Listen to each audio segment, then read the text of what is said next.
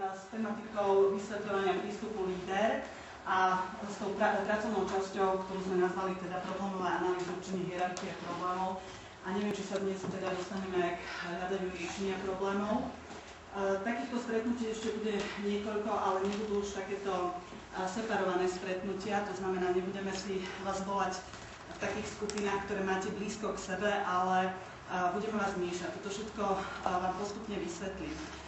Dovolte sa mi ešte teda predstaviť, tí, ktorí ma nepoznáte, moje meno je Andrea Hradiská a pôsobím v organizácii, ktorá sa volá Centrum prvého kontaktu v Levoči a je to organizácia, ktorá má neziskový charakter, sme zaujímavým združením právnických osôb zriadeným mestom. Na podnet Národnej agentúry finančné prostriedky z programu rozvoja vidieka cez neinvestičný fond NEFO, sa to volá, myslím, skratke NEFO NF, pri Prešovskom samosprávnom kraji, kde finančné prostriedky vlastne do tohto fondu vklada v prevažnej miere teda Prešovský samosprávny kraj.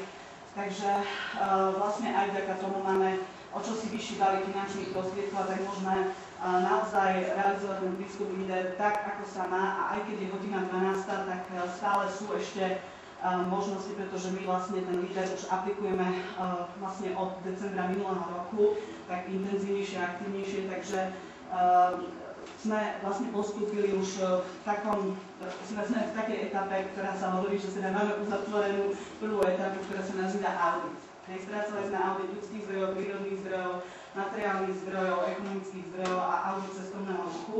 Ja vás potom poprosím, pripravili sme nám, napálili sme nám CD-čka, kde ten audit cestovného ruchu je, aby ste si vy, ktorí tomu lepšie rozumiete, pozreli, či vám tam niečo nechýba, či by ste tam niečo nedoplnili, či nemáte iné informácie, ktoré sa nám nepodarilo získať teda z toho územia, pretože práca získavania informácií je jedna časť a je veľmi náročná, ale tzv. Budovanie kapacít v území a teda prenašanie tej myšlienky prístupu LEADER do územia je ešte náročnejšia etapa a tiež to stojí veľa energie a úsilia finančných prostriedkov.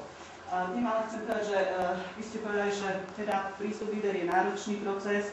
V tom kontexte to vnímame tak, že vôbec príprava tej celej stratégie je náročná, ale náročnejšia bude ešte tá implementácia stratégie typu LEADER. Ale k tomu teda postupne vysvetlím, o čom vlastne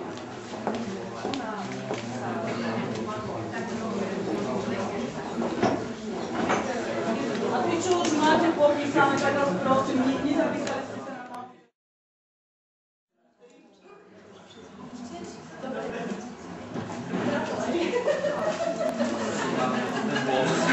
Treba čítať, to je len tak podáka. Netreba čítať. No, čo teraz od vás budem chcieť, je zosumarizovať vaše poznámky a pripomienky. Teda, tí, čo sú zhodné, máte tam napríklad spomínanú koncepciu rozvoja cestovného ruchu, tak postavite listočky, ktoré sú takto tematicky viazané a na tento ružový listoček mi napíšete koncepcia cestovného ruchu. Máme dve skupiny, lebo sme to trošku urýchlili, takže vy budete pracovať a ostatným dám inú úlohu, aby sa nenudili.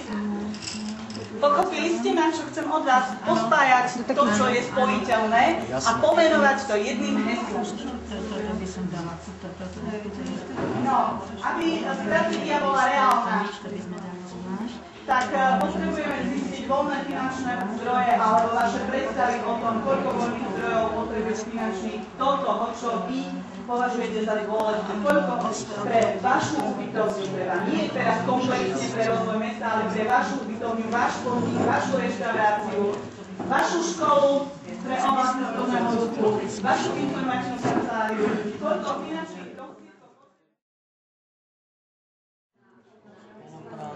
ale s kým to je napísané, s kým to spolupráca? Koncepcia, spolupráca. Technická infraštruktúra na doline. Atrakcie.